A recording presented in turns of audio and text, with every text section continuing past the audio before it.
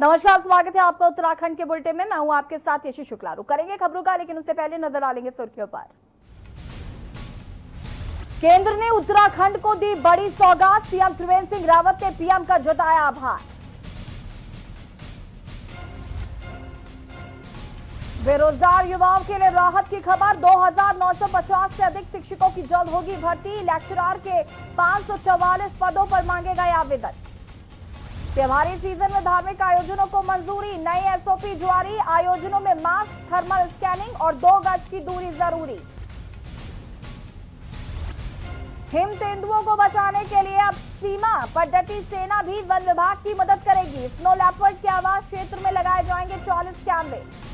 और अब भक्त हेली सेवा से भी कर सकेंगे बाबा केदार के दर्शन। डीजीसीए ने 9 हेली सेवाओं को दी अनुमति। केदारनाथ धाम के लिए उड़ान भरने की मिली इजाजत। रुड़की में विधायक के बेटे पर लगा अपहरण का आरोप। महिला ने पुलिस को दी तहरीर। पुलिस लेन देन का बता रही है मामला। आप देख रहे हैं के न्यूज, खबरों का सारथी। और अब बढ़ेंगे खबरों में। राजकीय महाविद्यालय बेरीनाग में पूर्व निर्धारित कार्यक्रम के तहत उच्च शिक्षा मंत्री डॉक्टर धन सिंह रावत पहुंचे। महाविद्यालय परिसर में रूसा के तहत 2 करोड़ के लागत से बन रहे बहुउद्देशीय भवन निर्माण का मंत्री धन सिंह रावत ने शिलान्यास किया। मंत्री ने महाविद्यालय में 4 दीवारी निर्माण, 40 लाख और कंप्यूटर स्मार्ट क्लास, सभी बच्चों के बैठने के लिए फर्नीचर, 10 शौचालय, खेल सामग्री, क्रीडा मैदान, विस्तारीकरण, पुस्तकालय के लिए 40 लाख रुपए। इसी माह से कॉलेज में 4G की सुविधा, निःशुल्क किताबें, लैबों की सामग्री की धनराशि देने और थल में महाविद्यालय खोलने के सर्वे कराने की घोषणा की है। और कहा है कि महाविद्यालय में शिक्षकों की कोई कमी नहीं होगी और महाविद्यालय के विकास में धन की कोई भी कमी आड़े नहीं आएगी। बेरीनाग महाविद्यालय को आदर्श महाविद्यालय बनाया ही जाएगा। सबने कहा था कि हमारे यहाँ एक मल्टीपर्पज हॉल की जरूरत है, क्योंकि यहाँ जो भी कार्यक्रम होते हैं पदार्पण इस महाविद्यालय में हुआ है। हम लोग धन्य हैं, कृतज्ञ हैं। और इस कॉलेज को हमने 1 करोड़ 20 लाख रुपए के मल्टीपर्पज हॉल के लिए दिए हैं, 40 लाख रुपए बाउंड्री वॉल के लिए दिए हैं और 5000 पुस्तकें, 10 शौचालय, 20 कंप्यूटर, 5 स्मार्ट क्लास, जो बच्चों के लिए चाहिए, खेल का सामान, ये सारी चीजें हम दे रहे हैं। और 3 विषयों को हम यहाँ पे नया और जो विषय हमारे प्राचार्य जी ने, छात्र संघ के लोगों ने, हमारे विधायक जी ने कहा, हम बेरीनाग डिग्री कॉलेज को एक अच्छा डिग्री कॉलेज बना रहे हैं ताकि कोई भी बच्चों को कोई समस्या न रहे। केदारनाथ धाम में लगातार बढ़ रही यात्रियों की तादाद के बाद हवाई सेवाओं ने भी उड़ानें भरना शुरू कर दिया है। इस बार धाम के लिए 8 सेवाओं को अनुमति मिली है और अब भक्त पैदल मार्ग के अलावा हवाई सेवा से भी बाबा केदार के दर्शनों के लिए जा सकते हैं। आपको बता दें कि कोविड-19 टेस्ट की अनिवार्यता खत्म होने के बाद लगातार केदारनाथ आने वाले यात्रियों की संख्या में वृद्धि हो रही है और हर दिन 2000 के करीब यात्री बाबा केदार के दर्शनों के लिए पहुंच रहे हैं। अभी तक श्रद्धालु पैदल मार्ग से ही धाम जा रहे थे, लेकिन अब यात्री हवाई सेवा से भी बाबा के दर्शनों के लिए जा सकते हैं। डीजीसीए ने धाम के लिए 9 हेली सेवाओं को उड़ान भरने की अनुमति दी है, जिनमें से 8 हेली सेवाओं ने अपनी सेवाएं शुरू कर दी हैं। ये हेली सेवाएं गुप्तकाशी, पाटा सोनप्रयाग, शेरसी व त्रियोगी नारायण आदि क्षेत्रों से धाम के लिए उड़ानें भरेंगी।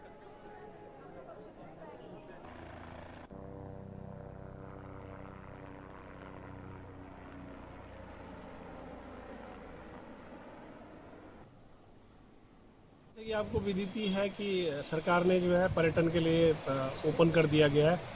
परिणाम स्वरूप बहुत अच्छे यात्री हमारे पास आने लग गए हैं। केदार घाटी जो कि काफ़ी ये कोविड के कारण सुसुप्त पड़ी हुई थी, उसमें पूरी घाटी में चहल पहल हो गई है और यात्री भरपूर मात्रा में यात्री आने लग गए। और जो हमारे होटलियर्स हैं, छोटे छोटे दुकानदार हैं, ढाबा वाले हैं, उनके चेहरों पे मुस्कुराहट देख के बड़ा अच्छा महसूस हो रहा है।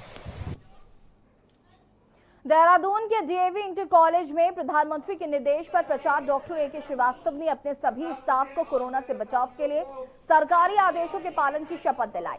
सभी शिक्षकों को शपथ दिलाते हुए कहा कि कोरोना महामारी से बचने के लिए सोशल डिस्टेंसिंग के पालन के साथ मास्क जरूर लगाएंगे और स्कूल खुलने पर सभी स्कूल कक्षों को सैनिटाइज करने के बाद ही कक्षा में बच्चों को प्रवेश कराएंगे। और इस अवसर पर डीएवी इंटर कॉलेज के सभी शिक्षक उपस्थित रहे। मैं कोविड से जुड़े दूसरों को भी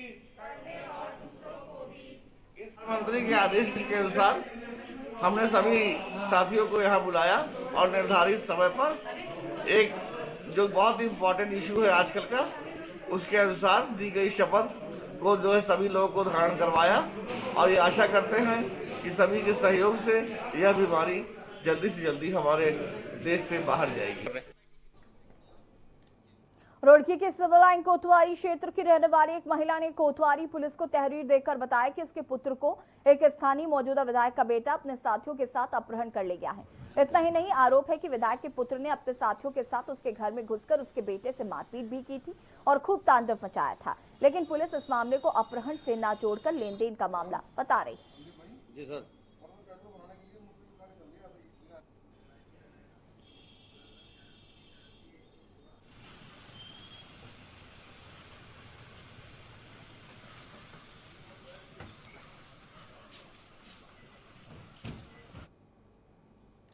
कोरोना का मुश्किल भरा दौर भी आईटीबीपी के पर्वतारोहियों के हौसलों को नहीं तोड़ सका है। आईटीबीपी की टीम ने कोरोना काल में दूसरे बड़े सफल पर्वतारोहण अभियान को पूरा किया। टीम के 9 सदस्यों ने गंगोत्री 2 चोटी पर तिरंगा फहराया। देखिए रिपोर्ट। गंगोत्री 2 के शिखर पर लहराया तिरंगा। आईटीबीपी की पर्वतारोही टीम ने लहराया तिरंगा। कोरोना काल में सफल पर्वतारोहण अभियान पूरा। टीम के 9 सदस्यों ने गंगोत्री 2 चोटी पर तिरंगा फहराया। पर्वतारोही बल का अनूठा और अद्वितीय रिकॉर्ड।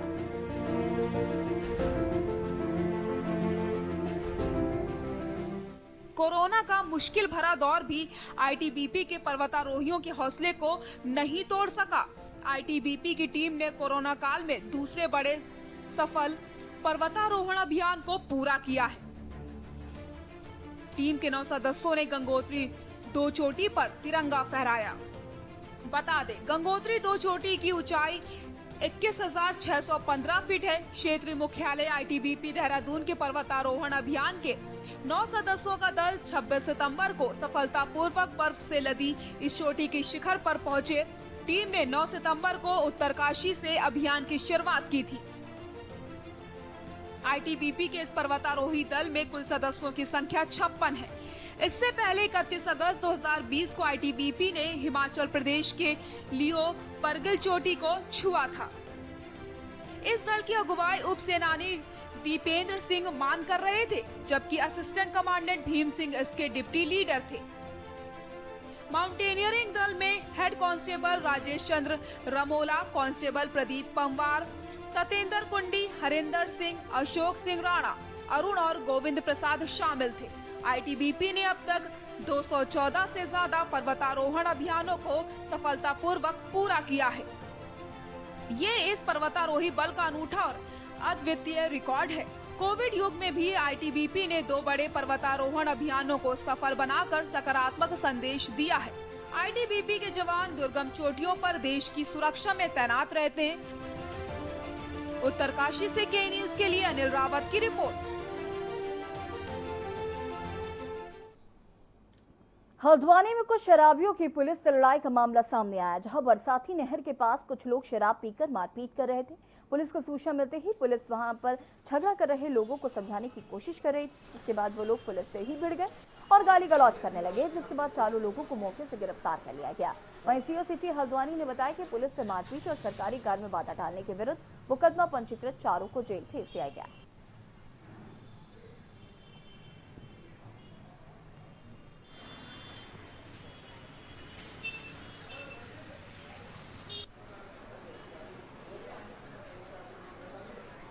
नहीं थी, ये मामला ऐसा था कि रात को तिकोनिया के पास में कुछ लड़के आपस में झगड़ रहे थे। जब पुलिस वहाँ पहुंची, उनके बीच बचाव करने लगे तो कुछ ऐसे मिसबिहेव किया गया जो कि शराब पिए हुए तर्क थे। तो इस संबंध में हमने कार्रवाई करते हुए मुकदमा दर्ज किया। उधम सिंह नगर के नानकबत्ता थाना क्षेत्र के बिडोरा मझोला गांव में एक नवविवाहिता ने संदिग्ध हालत में पंखे से लटककर आत्महत्या कर ली। सूचना पर पहुंची पुलिस ने शव का पंचनामा भरकर पोस्टमार्टम के लिए भेजा। वहीं तहसीलदार ने भी घटनास्थल का मुआयना किया। मृतका 3 महीने की गर्भवती थी। मृतका के परिजनों ने पति पर हत्या करने का आरोप लगाया है। वहीं पुलिस ने एहतियातन मृतका के पति मोहम्मद समद को पकड़कर थाने में बिठा दिया है। अभी तक पुलिस को कोई तहरीर नहीं मिली है।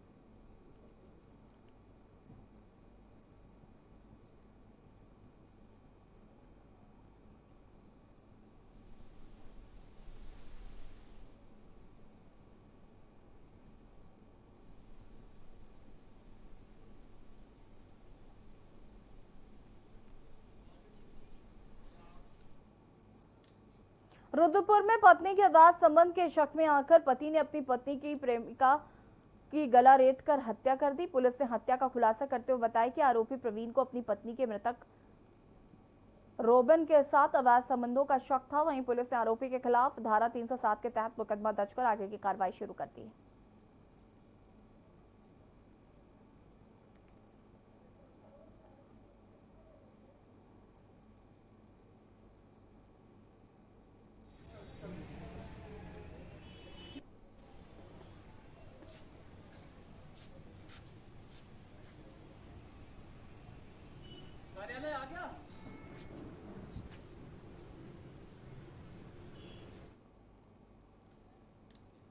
सरोवर नगरी में कोरोना काल के दौरान रामलीला की परंपरा कायम रखने का विशेष प्रयास किया जा रहा है। नैनीताल ने इसके लिए पहल करते हुए रामलीला के डिजिटल प्रशासन की तैयारियां की हैं।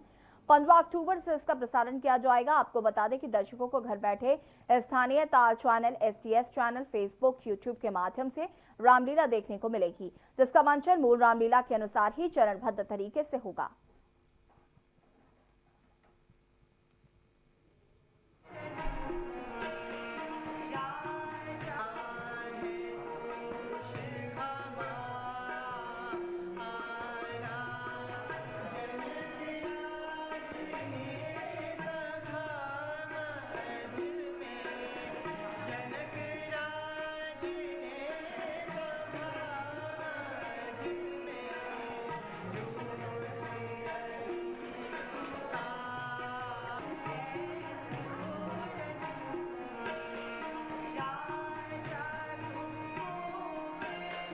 रामलीला को जो हम कर रहे हैं वो डिजिटल प्लेटफॉर्म पे कर रहे हैं और एक कॉम्पैक्ट हमने बनाया है कि हम एक दिन में रामलीला को सिर्फ 1 घंटा दिखाएंगे।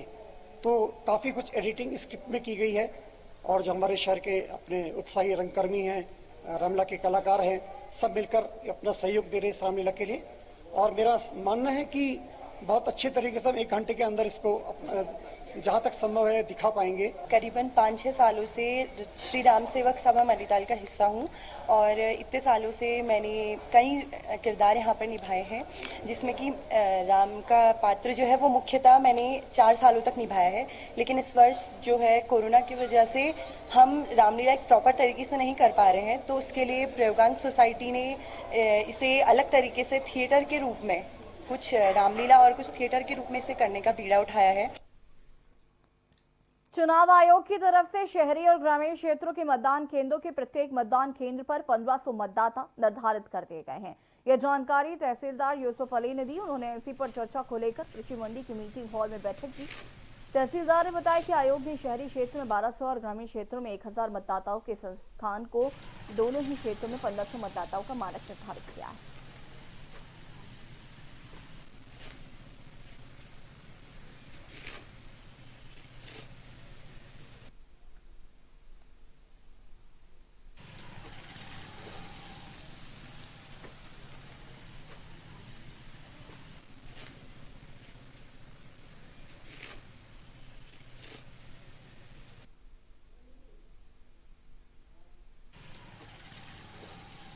ग्रामीण क्षेत्र में 2 मतदेय होते थे और अधिकतम 1200 मतदाता होते थे। इसी तरीके से शहरी क्षेत्र में जो है 1 मतदान केंद्र पर 4 होते थे और अधिकतम हर मतदेय स्थल में 1400 मतदाता होते थे। अब के माननीय आयोग द्वारा जो है हर मतदेय स्थल में शहरी और ग्रामीण में जो है 1500 मतदाताओं का जो है रखा है, जिसको लेकर जो है समीक्षा और बैठक की गई राजनीतिक दलों के। बेरीनाग नगर पंचायत के भट्टी गांव में देर शाम गुलदार ने एक 7 साल की बच्ची को मार डाला। बता दें कि भट्टी गांव निवासी भगत राम की 7 साल की पुत्री हिमानी दूध लेने पड़ोस में गई थी और वो घर के पास ही पहुंची थी कि घात लगाए बैठे गुलदार ने उस पर हमला कर दिया और घर से 200 मीटर दूर झाड़ी में ले गया। शोर मचाने पर ग्रामीण वहां पहुंच गए। तब तक बच्ची मर चुकी थी। बताया जा रहा है कि पूर्व में भी गांव वालों ने गुलदार की सूचना वन विभाग को दी थी। इसके बाद भी वन विभाग की लापरवाही सामने आई और वहीं देरी से आने का कारण हुआ। जब जाना तो आक्रोशित जनता द्वारा पूछा गया तो विभागीय कर्मचारियों द्वारा बेतुका जवाब दिया गया। आज इस कारण नगर पंचायत अध्यक्ष हेमपंत के नेतृत्व में वन विभाग के कार्यालय का घेराव और प्रदर्शन किया गया।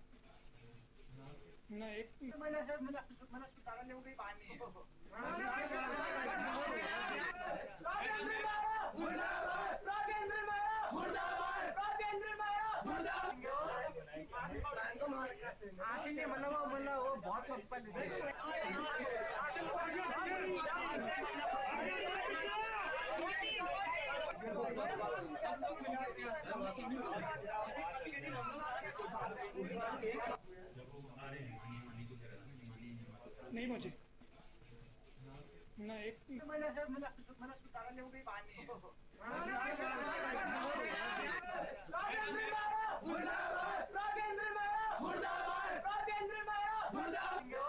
को सूचना दी, सूचना देने के बाद जो है मेरी सुनवाई नहीं हो पाई।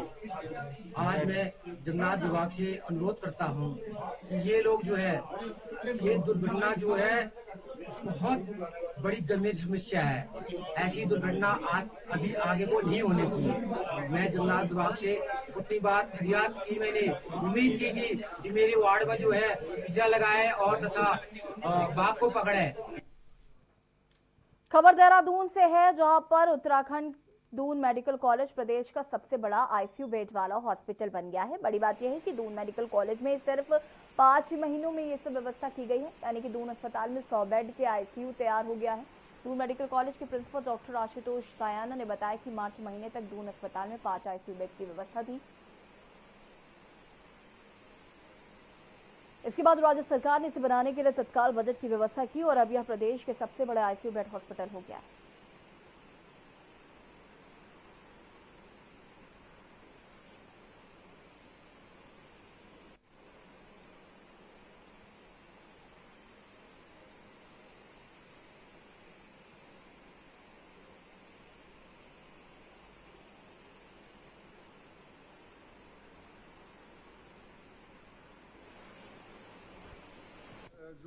जो आईसीयू जो कोविड से पहले तक जो व्यवस्था थी वो 5 बेड का आईसीयू था हमारा, और कोविड आने के बाद धीरे धीरे हमने आईसीयू बेड बढ़ाने स्टार्ट करे और आज की डेट में 75 बेड का आईसीयू जो है हमारे पास तैयार है और शीघ्र ही 2 हफ्ते के अंदर हम 100 से अधिक आईसीयू बेड बढ़ाने जा रहे हैं और वो संचालित होने जा रहा है।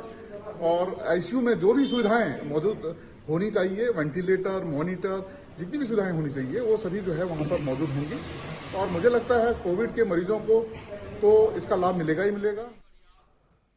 और यहाँ पर वक्त हो गया एक छोटे से ब्रेक का, जो हाजिर होंगे।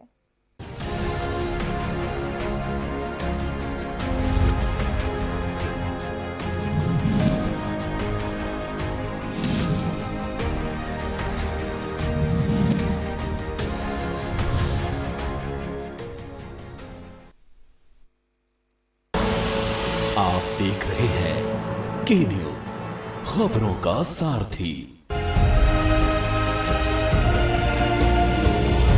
The vast landscape of the National Capital Region is undergoing an unprecedented transformation, largely by the development of superfast expressways connecting prominent cities of Uttar Pradesh to Delhi, with the Yamuna Expressway already spurring an economic activity in the area. Another milestone that will redefine development here is the proposed Jewar Airport, second in the NCR after Indira Gandhi International Airport. Spread over 5,000 hectares, this massive airport is touted to have maximum number of airstrips in India, 6 to 8. And once complete, this infrastructure marvel will catapult the region's economic status, which is also pegged to be the hub of logistics activity because of the dedicated Eastern Corridor passing through the region and the establishment of a thriving electronics manufacturing cluster.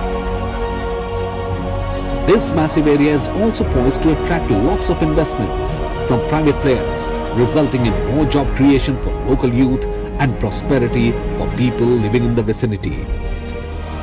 An already sprawling residential footprint will get a new leg up with the launch of probably the biggest airport in India. Get ready to witness the incredible journey. आप देख रहे हैं के news, खबरों का सारथी।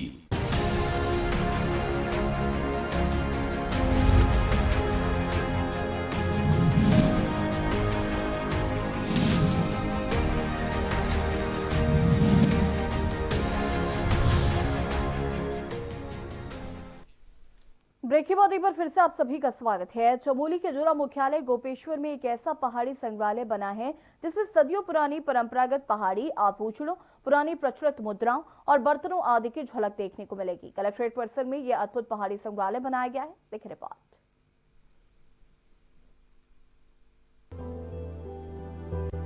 चमोली के जिला मुख्यालय गोपेश्वर में एक ऐसा पहाड़ी संग्रहालय बना है जिसमें सदियों पुरानी परंपरागत पहाड़ी आभूषणों, पुरानी प्रचलित मुद्राओं और बर्तनों आदि की झलक देखने को मिलेगी। कलेक्ट्रेट परिसर में यह अद्भुत पहाड़ी संग्रहालय बनाया गया है। इस पहाड़ी संग्रहालय में मुरखली, चंद्रौली, पौंछी, सूर्य कवच, धागुला, हासुला, राजस्थानी धागुला, झवरी, सिउर सांगल आदि आभूषणों को संजो कर रखा है। यूनेस्को द्वारा विश्व धरोहर घोषित चमोली जिले के रम्माण उत्सव के मिथकी चरित्रों और घटनाओं को प्रदर्शित करने वाले मुखौटे संग्रहालय में संजो कर रखे गए हैं, जो प्रसिद्ध रम्माण उत्सव में मुखौटा नृत्य शैली की झलक दर्शाता है। पहाड़ी संग्रहालय में प्राचीन भारतीय मुद्राओं एवं सिक्कों को भी संजो कर रखा गया है, जिसमें फूटी कौड़ी से कौड़ी, कौड़ी से दमड़ी, दमड़ी से ढेला, ढेले से पाई, पाई से पैसा, पैसे से आना और आने से रुपया बनने तक भारतीय मुद्रा की झलक प्रदर्शित करने का प्रयास किया गया है। पुरातन कालीन के अतिरिक्त ब्रिटिश भारत काल और स्वतंत्र भारत के समयकालीन सिक्के भी इसमें शामिल हैं।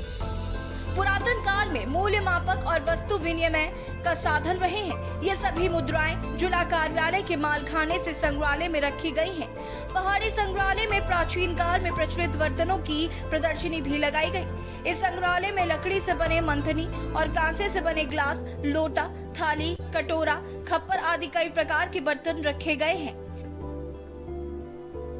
परंपरागत गढ़वाली काष्ठकला शैली में 8वीं सदी के निर्मित केदार शैली का मंदिर देव पूजन में काम आने वाला एवं सोने चांदी की पहचान करने वाला शालिग्राम पत्थर, देव पूजन के समय बजाए जाने वाले गढ़वाली वाद्य यंत्र भाकुरा की झलक भी संग्रहालय में देखी जा सकती है।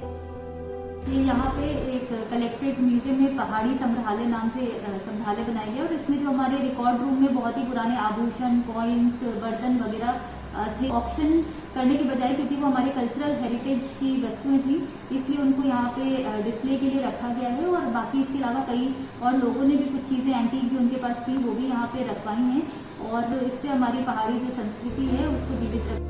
संग्रहालय के बाहर पहाड़ी जीवन शैली की सुंदरता को दर्शाता म्यूरल भी प्रमुख आकर्षण का केंद्र बना हुआ है।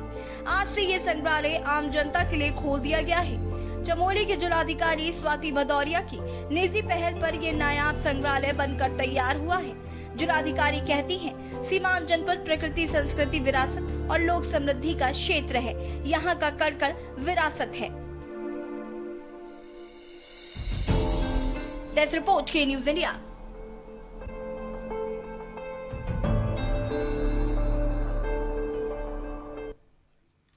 उत्तराखंड में आज भी तमाम गांव सड़क के साथ बुनियादी सुविधाओं से दूर हैं। शासन प्रशासन की लाख कोशिशों के बाद भी सड़क विहीन गांव चिन्हित तो कर लिए गए हैं, लेकिन वन अधिनियम का रोड़ा गांव की सड़क बनने में समस्या पैदा कर रहा है। हालांकि सीएम त्रिवेंद्र सिंह रावत के प्रयासों का असर ही है कि वन अधिनियम के कारण लंबे समय से अटकी सड़क के लिए स्वीकृति मिलने लगी। देखिए रिपोर्ट।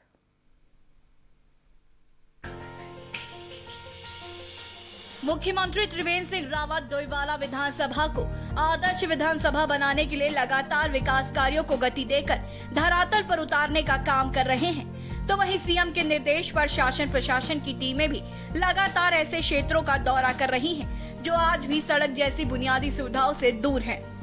डोईवाला विधानसभा के दूरस्थ पहाड़ी क्षेत्र लड़वा कोट और हरद्वारी लंबे समय से सड़क से नहीं जुड़ पाया है, क्योंकि इस गांव तक पहुंचने के लिए वन विभाग के जंगल से होकर गांव तक पहुंचना पड़ता है।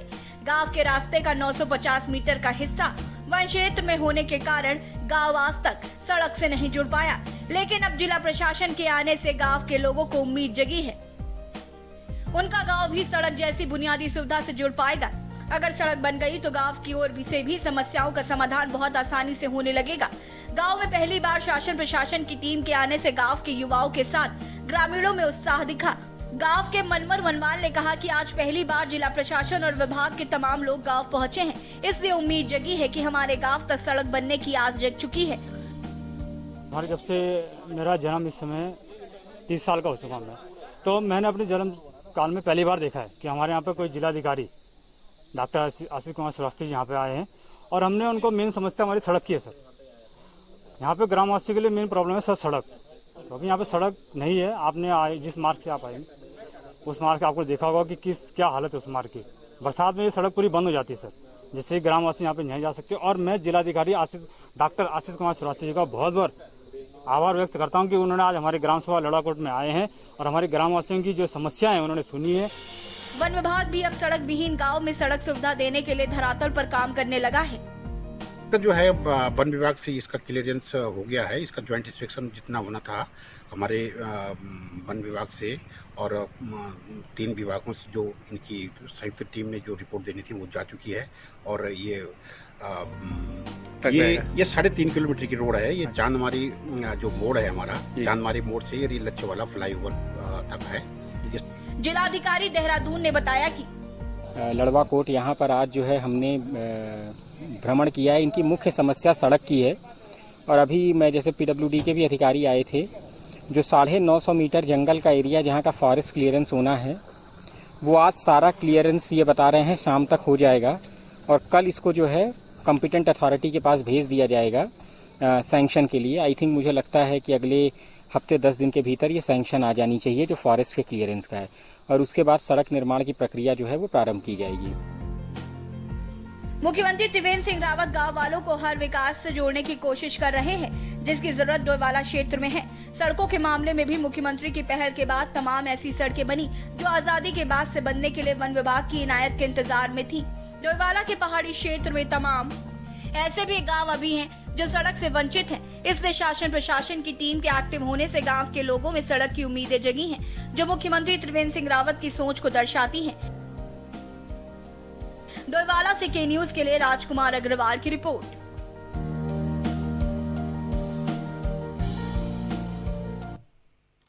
फिलहाल इस बुलेटिन में देखते रहिए के न्यूज इंडिया। नमस्कार।